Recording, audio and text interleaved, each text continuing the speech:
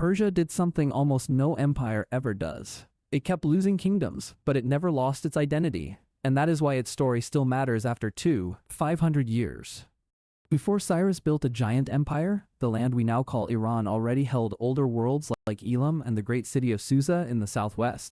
Iranian-speaking groups, like the Medes and Persians, spread across the plateau in the early 1st millennium BCE, linking Mesopotamia, Central Asia, Anatolia, and the Iranian heartland. That early mix matters, because Persian history was never a lonely story. It was shaped from the start by trade, conquest, language, and borrowed ideas.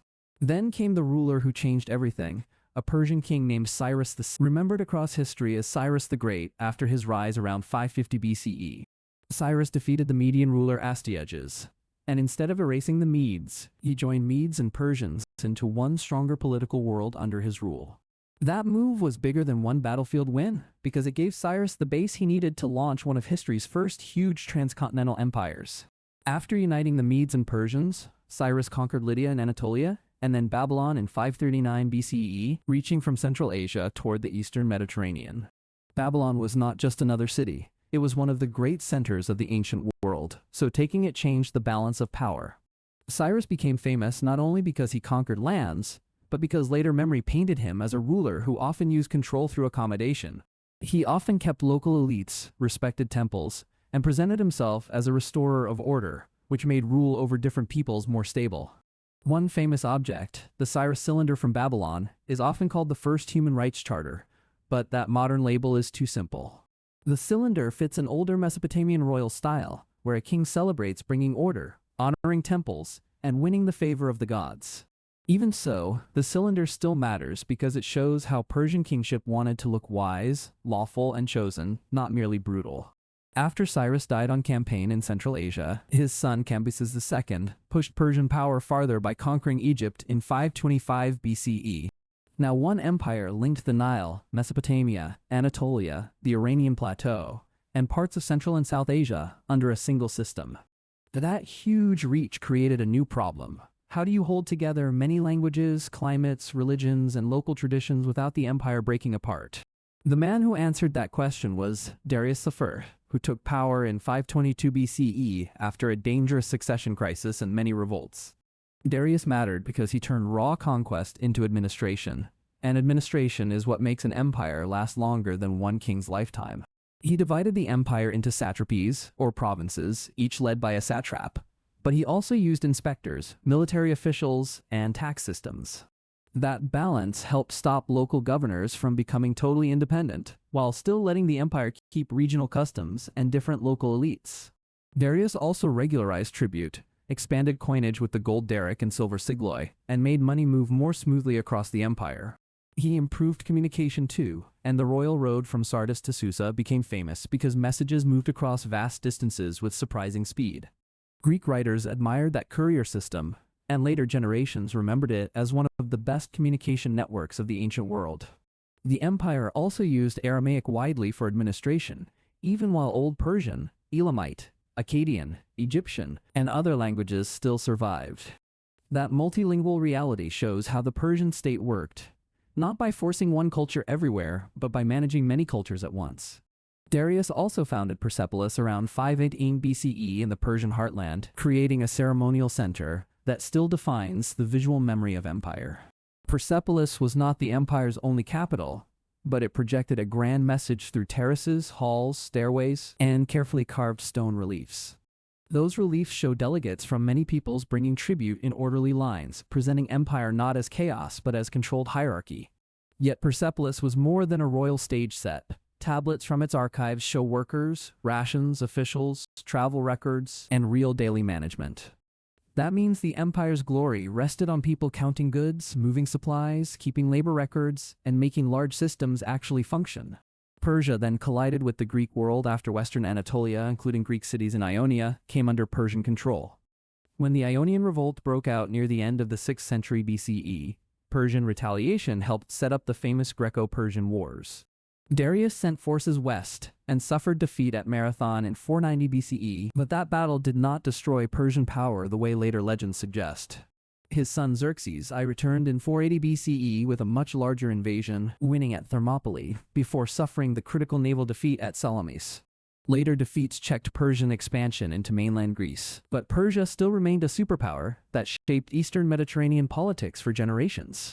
Greek writers framed the wars as freedom against despotism, yet that picture tells more about Greek memory than about the full Persian reality. Even after those setbacks, Persian kings still funded allies, intervened in Greek affairs, and remained central players in the wider region.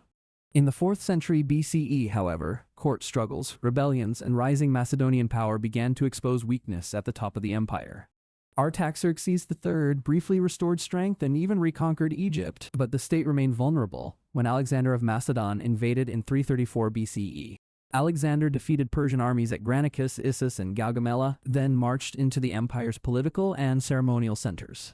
Persepolis was taken and later burned, and whether that act was drunken revenge, political theater, or both, its symbolism was enormous. Darius III was killed while fleeing east, and the Achaemenid dynasty collapsed, but Persian political traditions did not suddenly vanish with it. Alexander adopted parts of Achaemenid court life, ruled from former Persian centers, and married into Iranian nobility to strengthen his position. After Alexander died, the Seleucid Empire held much of the east, yet Hellenistic rule never fully erased Iranian local power or cultural memory. A new Iranian imperial line rose with the Arsacid or Parthian dynasty from the 3rd century BCE and rebuilt power across Iran and Mesopotamia. The Parthians ruled more loosely than the Achaemenids, but they became Rome's great eastern rival and mastered deadly cavalry warfare.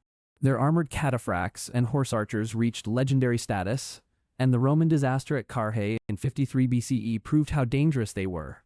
In 224 CE, the Sasanians replaced the Parthians and deliberately revived a more centralized and self-conscious model of Persian kingship. The Sasanian state promoted Zoroastrianism more strongly, developed formal court ritual, and fought long wars against Rome and later Byzantium. One ruler, Shapurai, even captured the Roman Emperor Valerian, a moment that showed just how powerful Sasanian Persia could become. Another ruler, Khosrow I Anushirvan, became known for reforming taxes, strengthening administration, and supporting intellectual life and statecraft. Sasanian Iran was not only a war state, it was also a place of cities, irrigation, trade, luxury arts, and religious diversity. Christians, Jews, Manichaeans, and Zoroastrians all lived inside that world, showing again that Persian civilization was broader than one official faith.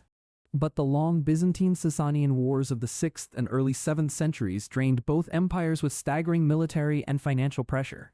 Khosrow II briefly pushed Persian armies deep into the Levant and Egypt, yet Emperor Heraclius reversed the tide in dramatic fashion. So when Arab Muslim armies appeared in the 7th century, both imperial systems were already weakened, tired, and politically strained. Key defeats like Al-Qadisiyah and Nahavan broke Sasanian resistance in the 630s and 640s, ending pre-Islamic imperial Persia as a ruling order. Yet this is where Persian history becomes truly unusual, because the conquest ended one state, but did not erase the civilization underneath it. Persian language, court culture, bureaucracy, farming systems, and literary memory survived, then slowly reshaped the Islamic world from inside. New Persian grew using Arabic script, but it carried a deep Iranian linguistic heritage and became a major language of administration and literature. Poets and scholars helped create a huge Persianate world stretching into Central Asia, South Asia, and even parts of Anatolia. Ferdowsi preserved heroic memory in the Shahnameh, while Avicenna, al-Biruni, Omar Khayyam, Rumi, Sadi, and Hafez showed Persian influence in science and poetry. Many dynasties ruled Iran after the conquest, including the Samanids, Buyids, Ghaznavids, Seljuks, Khwarezmians, Ilkhanids, and Timurids. Some rulers were Iranian, some Turkic, and some Mongol, but Persian language and high culture remained the prestige medium across their courts. The Mongol invasions of the 13th century were catastrophic, destroying cities, killing populations, and damaging irrigation and old political systems. Yet even the Mongols were eventually drawn into Persian administration, historiography, and Islamic culture under the Ilkhanate.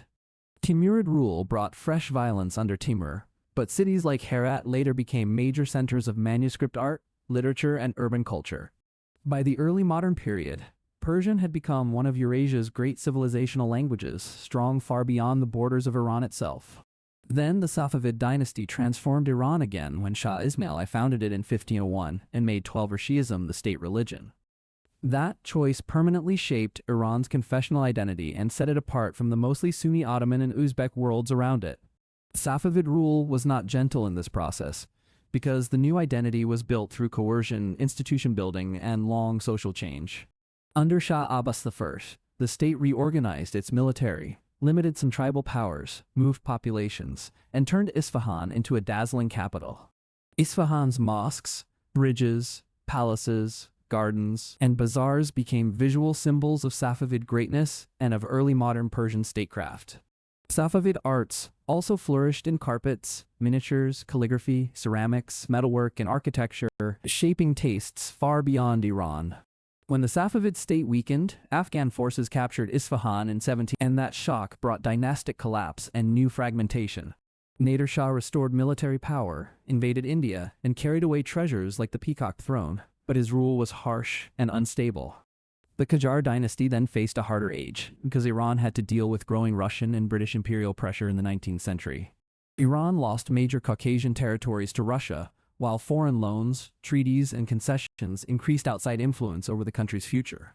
Still, new military, legal, educational, and political ideas kept spreading among merchants, clerics, intellectuals, and provincial elites. That pressure exploded into the constitutional revolution of 1905 to 1911, when activists forced the creation of a parliament called the Majlis.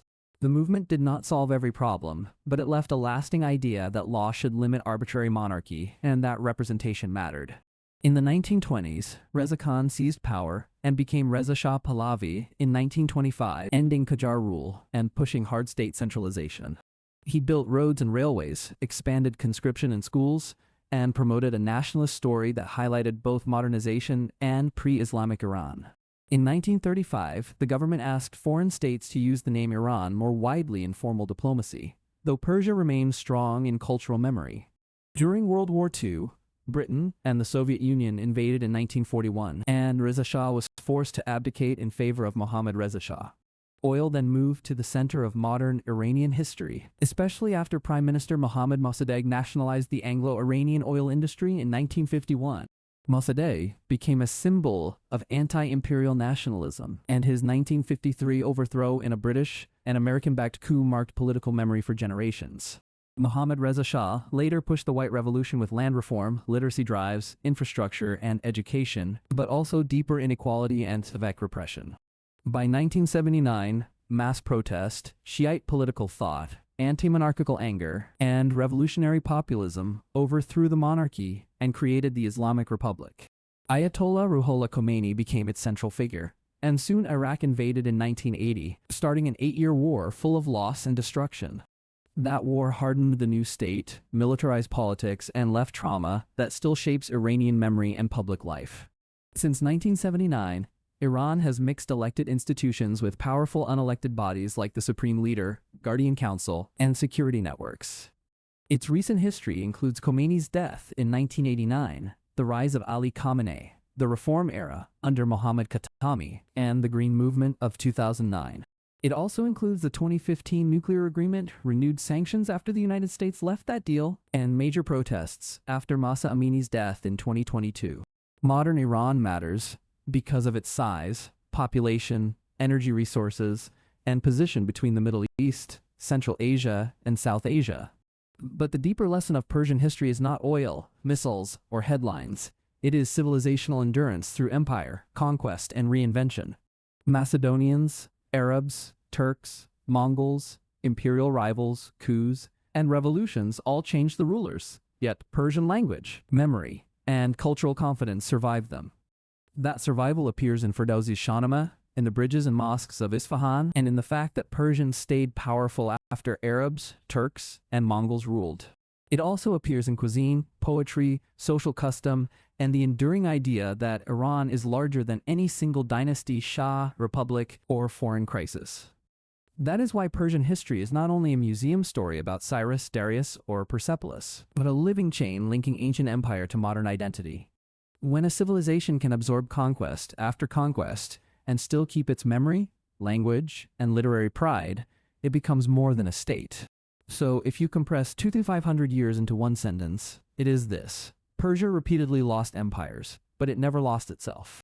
If you want the next chapter, watch the video on how the Achaemenids built one of history's smartest imperial systems, because that machine shaped everything that followed.